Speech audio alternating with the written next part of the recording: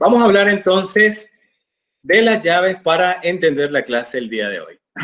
Bueno, hoy vamos a hablar de úlceras y hay que recordar que las úlceras, esto es de un libro del año 2017 de Scuba acerca de las lesiones orales, las enfermedades orales. Y nosotros cuando tengamos una úlcera, lo primero que tenemos que hacer es clasificar o caracterizar lo que serían sus tres componentes fundamentales. Así que una úlcera tiene tres componentes. Su primer componente es lo que tenemos alrededor. Y fíjense, esto que está alrededor de la úlcera se conoce como el halo. Y el halo nos da mucha información. El color que tenga el halo me puede estar diciendo qué está pasando con esta lesión. Por ejemplo, un halo blanquecino me puede indicar de que es una lesión que es crónica, que probablemente tenga ya mucho tiempo allá. Esta área blanquecina indica un área isquémica y probablemente el proceso inflamatorio ya se dio y ya pasó ahí. Así que si yo tengo, por ejemplo, un halo rojo, es una lesión ulcerativa aguda. Por lo tanto, la sintomatología de dolor va a estar íntimamente relacionada. Entonces, acuérdense mucho del halo. El halo puede ser blanco, puede ser rosado o puede ser rojo. Normalmente, para hablar de los extremos, lo rojo indica una lesión aguda, una lesión dolorosa o un proceso inflamatorio activo, y lo blanco les indica un proceso ya crónico. Ya lo rosado puede indicarles de que hay algo que está creciendo ahí, pero que probablemente sea displásico o tenga un comportamiento atípico. El segundo componente que tienen las úlceras son los bordes. Y esos bordes pueden ser regulares o irregulares, simétricos o asimétricos. Y este patrón de bordes es muy importante, por ejemplo, para caracterizar un tipo particular de úlceras, que son las úlceras aftosas. Las úlceras aftosas normalmente tienen una forma ovalada o circular, así que siguen un patrón simétrico y uniforme. Las úlceras traumáticas no necesariamente siguen ese patrón, suelen ser irregulares y están relacionadas a un trauma. Creo que hay alguien que va a preguntar algo. ¿No? Ok. Entonces recuerden, el segundo componente que tienen las úlceras son los bordes. Y el tercer componente que tienen las úlceras es el fondo. Y una úlcera puede tener diferentes tipos de fondo. Puede tener un fondo que sea displásico.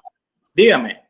Disculpe, ¿podría repetir de nuevo lo del cómo son los bordes de la úlcera aftosa? Ok. Lo digo nuevamente. Los bordes de la úlcera aftosa son bordes regulares y simétricos. Normalmente tienen una forma oval o redondeada.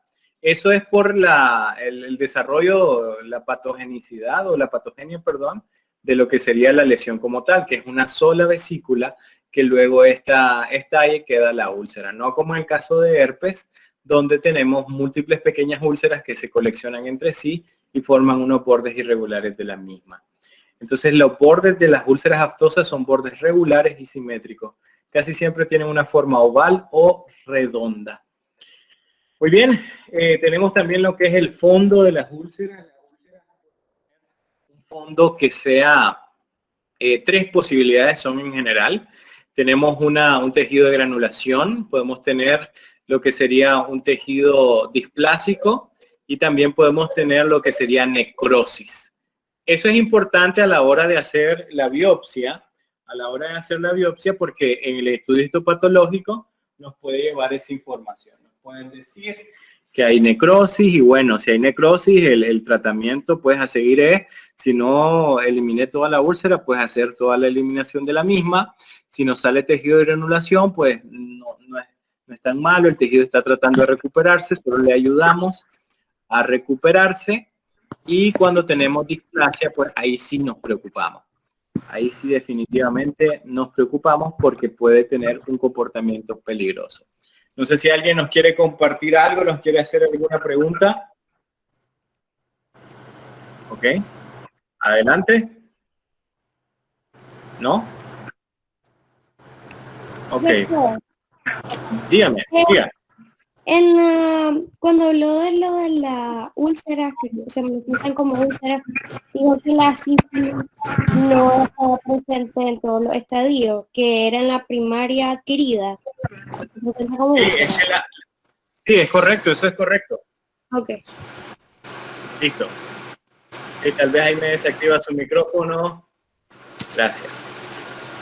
¿Ves ahí? Desactívele su micrófono. Es la Isayana, Bueno, que lo desactivo. Tal vez Murillo, tal vez no desactiva el micrófono. Ok, tenemos lo que sería... Murillo, tal vez no desactiva el micrófono, por favor.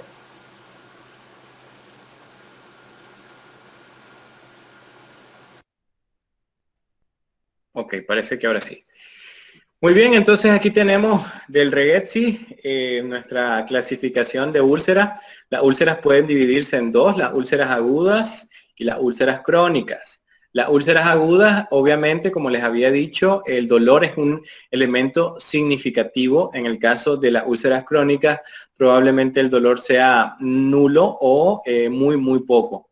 Tenemos que hay un halo rojo alrededor y tenemos un fondo que puede ser amarillento. Y ese fondo o base de la lesión amarillento normalmente indica tejido de granulación, ¿no? La úlcera está buscando cómo aliviarse y el tejido de granulación ayuda mucho al proceso de repitelización de lo que sería la úlcera. En el caso de las úlceras agudas hay una historia de trauma. Esa historia de trauma tiene que ser reciente. Y normalmente si nosotros eliminamos la lesión en 7 días, esta puede remitir. Así que nosotros damos de alta a un paciente con una úlcera aguda cuando esta desaparece. Así que eso es muy importante que lo consideremos a la hora de tratar la úlcera. Obviamente el paciente puede llegar a la consulta por esto porque tiene dolor. Y nosotros vamos a encontrar lo del halo rojo que les había mencionado previamente. Ya cuando nos enfrentamos a una úlcera crónica, ya podemos tener lo que les decía, la disminución o nula presencia de dolor. Podemos encontrar una base que sea de color o fondo amarillento, siempre y cuando que tengamos nosotros un tejido de granulación. Esto no siempre ocurre, eso sí hay que tenerlo muy en cuenta. Las úlceras traumáticas crónicas, esto es importante que lo anoten por ahí, las úlceras traumáticas crónicas tienen como factor desarrollar lo que sería el cáncer oral. Así que hay que ponerle mucha, pero mucha atención. Doctor, entonces, ahí, no se le escuchó. No se le escuchó. Ok, repito. ¿En qué parte me quedé? ¿Sí copiaron lo de la escasa sensación de dolor? Sí, eso sí, doctor. Ok, entonces, bueno, repito nuevamente. Vamos a tener una base amarilla en el mejor de los casos, pero no es siempre así, porque la úlcera crónica puede tener diferentes comportamientos. Les había dicho que las úlceras crónicas pueden estar asociadas al cáncer oral, así que hay que ponerle mucha atención. Pueden llegar a tener unos bordes que están elevados y eso puede ser por una escara que se puede estar formando, la cual no siempre está presente. También hay una historia de trauma, pero que probablemente esa historia de trauma fue del pasado o el paciente simplemente no lo recuerde. Muchos pacientes pueden tener un trauma crónico que de una prótesis, por ejemplo, vamos a ver unas situaciones ahí en los cuales eso justifica la presencia de la lesión. También pueden haber algún grado de irritación y también puede ser característico que estas lesiones se reviven si están en lo que sería la lengua, principalmente en los bordes laterales. Esto es muy importante. En algunas ocasiones esto se puede confundir con lo que sería el carcinoma y también algunas úlceras que están asociadas a infección. Así que es bien importante que nosotros hagamos un buen diagnóstico diferencial con las úlceras crónicas, porque pueden o confundirse con el carcinoma o pueden convertirse en ello en el futuro. Entonces aquí tenemos algunos ejemplos de úlceras traumáticas. Si se fijan aquí tenemos un halo rojo alrededor y esto halo rojo y tenemos unos bordes irregulares. Entonces, esto tiene toda la pinta de ser una lesión traumática y está en fase aguda, ¿no? El paciente siente dolor y el paciente nos puede incluso comentar cuánto tiempo tiene de haber desarrollado la sensación de dolor. Aquí tenemos, por ejemplo, estas lesiones en lo que sería el piso de la boca. No hay que confundir la reepitelización o lo que sería el aspecto blancuzco o amarillento del tejido de granulación con lesiones leucoplásicas. ¿Cómo podemos nosotros diferenciar esto de una leucoplasia? Sencillo.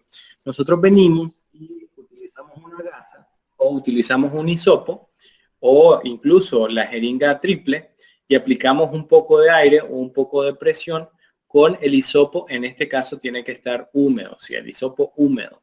¿Por qué tiene que ser el hisopo húmedo? Porque si ustedes tienen el hisopo seco y lo colocan sobre esta superficie, lo que van a terminar de hacer es remover ese tejido de granulación. Entonces, con el aire pueden ver si hay sensibilidad o con el hisopo seco ver si hay sensibilidad a la presión.